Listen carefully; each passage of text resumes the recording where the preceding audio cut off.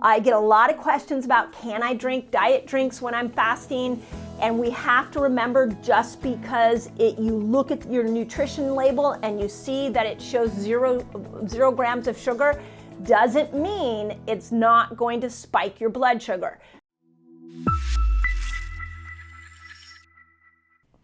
Dr. Mindy here, and I am back with another food video for you. And this is really important because what I have to say on this video is going to make or break your ability to fast. So if you are new to my channel, welcome. Hit the notification button, bell, and the subscribe button, and join me on my journey here to teach 1 million people how to build a fasting lifestyle. So welcome, and those of you who share my videos out, so grateful for you.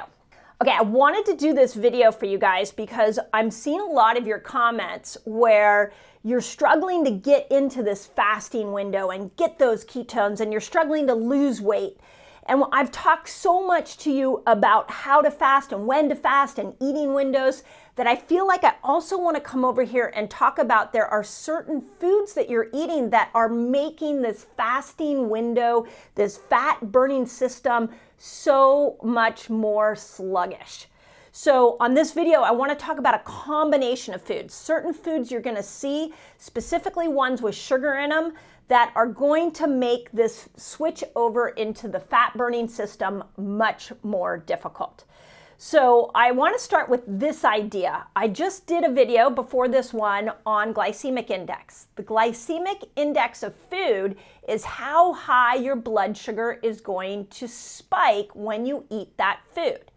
Now, you could go and Google glycemic index on the majority of foods. So if you have any question about how a food is going to impact your blood sugar levels, there are two things you should do.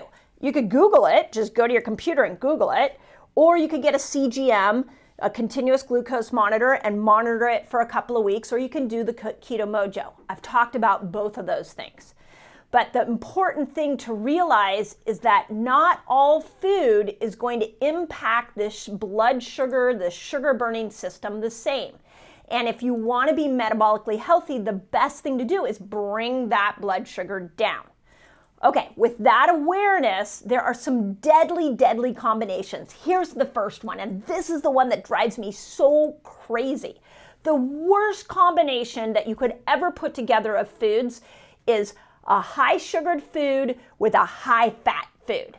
So this is your everything from high fructose corn syrup to your processed, partially hydrogenated oils. That combination that you're going to find at your Krispy Kreme donut store, that is the worst combination for your blood sugar. So when we put an inflammatory fat together with a high glycemic index sugar, we now have a problem. You are going to have a really high blood sugar mark that's going to make it very difficult to switch over.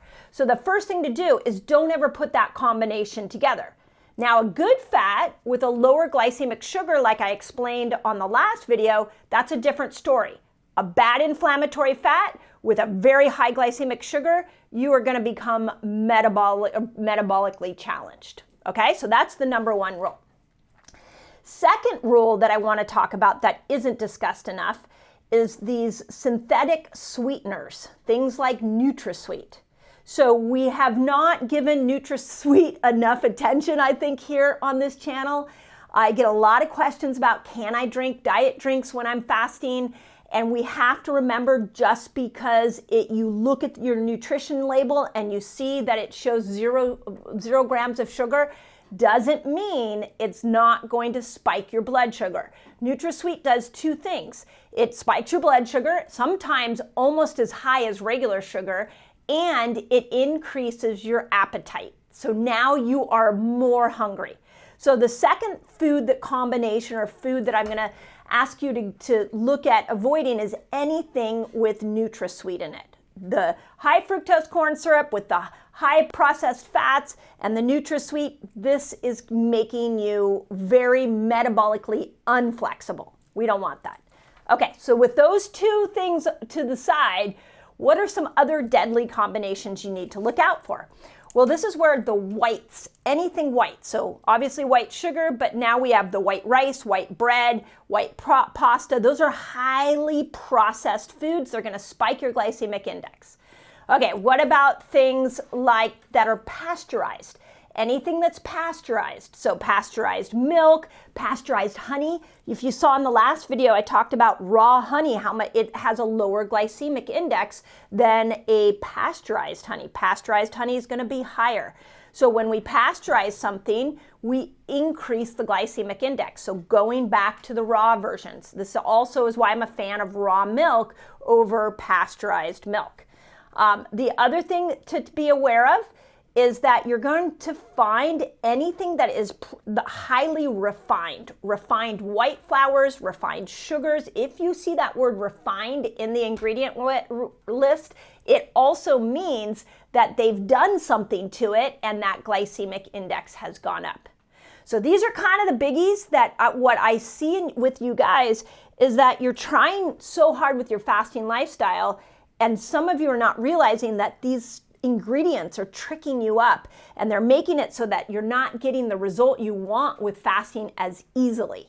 So really wanted to bring to your attention these problematic food combinations, some of those tricky words like refined and pasteurized that you want to look out for. Not a fan of NutraSweet, and stay out of Krispy Kreme donuts. That is not going to make your fasting lifestyle any easier. So, as always, I really hope this helps. I know this leaves a big question of like, well, what ingredients are good?